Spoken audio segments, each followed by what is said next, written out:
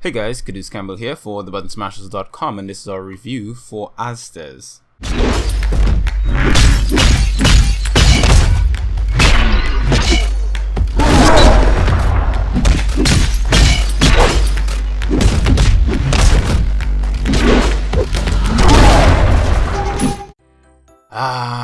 Mexico. The birthplace of spicy Latino foods that I love so much, beautiful people, and the setting of the addictively infuriating Aztez. In Aztez, you are responsible for expanding and maintaining the Aztec Empire with turn-based gameplay and managing the chaos of the people with real-time beat-em-up segments. The goal of the game is to survive long enough to confront and defeat the Spanish. A game of Aztez doesn't take too long to play, but it is hugely replayable. Every game of Empire management is different from the last. Different events will occur, different challenges will emerge, and different spoils will be taken every game. The game's main drive is to get a high score on the leaders board, as there isn't really any plot to speak of. The game features a visually appealing black and white art style that grew on me the more I played, and song that matches the setting well enough. The gameplay uses a mixture of turn-based strategy in the Empire conquering segments while implementing quick responsive real-time 2D action in the combat segments. It is an unfamiliar mix that doesn't seem like they'd go well together, but somehow they do. It has a few modes, but the main two are the ever-changing campaign and arena mode. I strongly recommend beginning with the arena mode for learning enemy patterns without having to worry about the investment of time that the campaign takes. This is most relevant because when you begin Aztez for the first time, you're given a brief tutorial to help you grasp the mechanics in play. However, I found this tutorial insufficient. In it, you are taught the most basic requirements to play the game, and the rest you need to learn from play or from the easy to find manual placed in the pause menu. This particular aspect of the game has me torn, as I'm not 100% sure if I hated that there was not enough tutorial or if I'm happy that there isn't too much. It's one of those things that I think will vary from player to player. Some may appreciate the euphoric feeling of discovery when they learn something new, while others will be cursing the gods after being defeated for the 20th time without proper justification. I'll admit now that I fall a bit in the latter category. I rage quit this title more times than I can remember, but I guess a testament to how good the game actually is that I kept coming back after a few hours. This is because for the most part the game is fair. If you die, it's because you're just not good enough, or injured like me.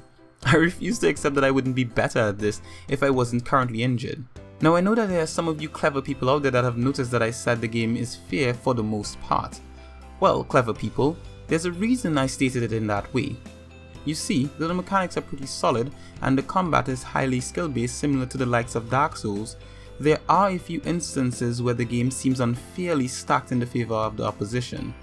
This mostly occurs when the Spanish invade, and more so when you are defeated by them in combat.